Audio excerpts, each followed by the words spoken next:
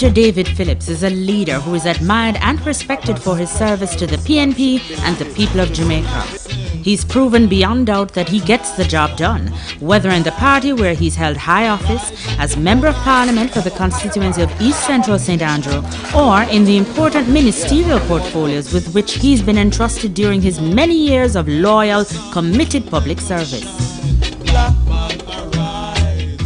I think this came more from my grandfather, was that the political system was the necessary and indeed the appropriate vehicle for marshalling the energies of all the people. He spent the greater part of his life as a parish councillor. He was very much committed, as was my father, as were both my parents, to the idea of nation building, having Jamaica take its place as a developed country among the nations of the world. And essentially, it was felt that service to the state, service through politics, service in the public sector was among the highest callings that one could aspire to. Peter David Phillips was born on December 28, 1949, and like the overwhelming majority of Jamaican children, began his education at infant school and then went to Monique Primary School. He was among the first of thousands of young Jamaicans to benefit when, in 1957, Norman Manley introduced the Common Entrance Examination program. For the first time in our history, children with proven ability, whatever their social or economic background, could enter the best secondary schools in Jamaica. Young Peter won a scholarship to Jamaica College. After graduating from JC, he won a scholarship to the University of the West Indies. Displaying the high level of dedication and commitment which would later be the hallmark of his entire career, he applied himself to his academic studies and achieved outstanding results. Having achieved all his academic goals, he returned home to begin to give back to the community that had nurtured him. He was appointed a lecturer at UWI in the Department of Government. Throughout his years as a student at high school and university, he shared his life with the poor youth of Kingston, from Trenchtown to Augusttown, where he lived.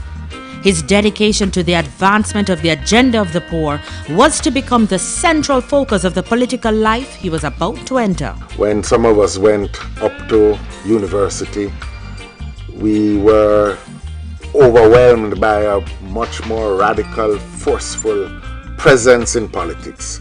And I think the weight of that radical mobilization in Jamaica took us not only headlong into student politics, but then we went into organization. For a period, I was associated with the Ethiopian World Federation and Rastafarian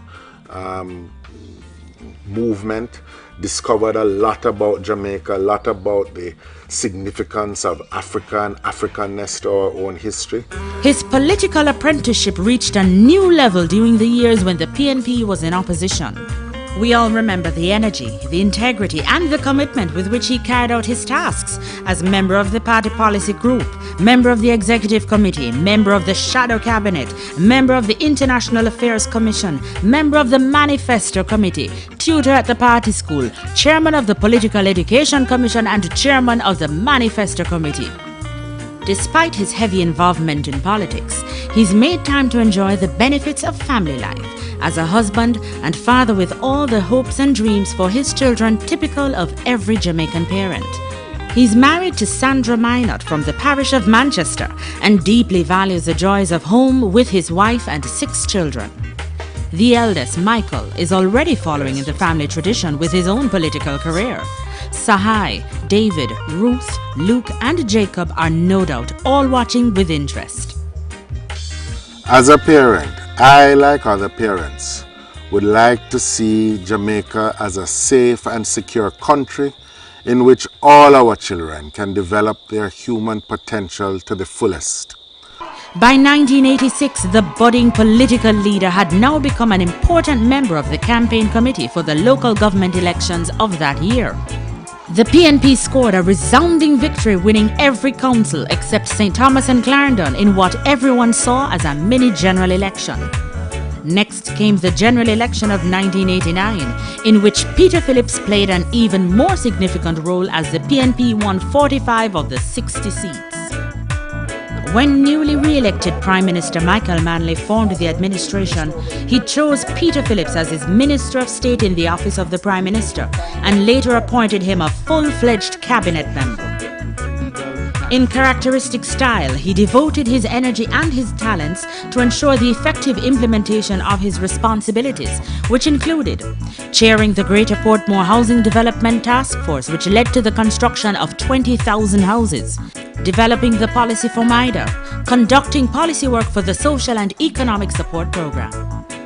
A major landmark in his political career came in 1991, when he was elected to the position of General Secretary of the party. This was a critical period.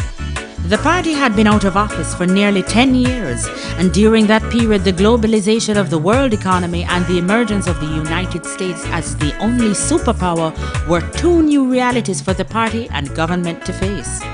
The task, which was also assigned to Peter Phillips, was of particular significance: the development of a conceptual framework for the privatization of government entities, as Manley took the first important steps towards modernizing the Jamaican economy, a move that was critical for the nation's survival. When P.J. Patterson succeeded Manley as president of the party and prime minister in 1992, he retained Phillips as minister without portfolio in the prime minister's office with responsibility for special projects. In 1994, he entered parliament as MP for East Central St. Andrew. He immediately went to work on a structured program for improving the living conditions of his constituents, providing opportunities for employment, housing, and increasing access to education and training.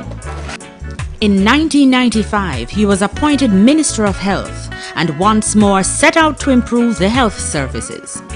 He introduced the Health Sector Reform Program and launched the Drugs for the Elderly program. The Kingston Public Hospital, a very important facility, especially for the poor urban population of the capital city, was refurbished. The Mandeville Hospital was rebuilt and the St. Anne's Bay Hospital upgraded. Based on his performance in the Ministry of Health, Peter Phillips was once again chosen by Prime Minister Patterson to deal with the challenges being experienced by the Ministry of Transport and Works, particularly those in the area of public transportation. Once again, he did not disappoint. The ramshackle buses that were the norm at the time, compelling the passengers to travel in what were frankly inhumane conditions, were replaced with a modern transportation system with the creation of the Jamaica Urban Transit Corporation, the JUTC. The streets of the capital city all saw major improvement with the modernization of the road system with the widening of roads and installation of traffic lights at busy intersections, and also the creation of one-way systems significantly easing congestion. He initiated the comprehensive program for the expansion and modernization of our air and seaports. He also began the planning process for an island-wide highway system.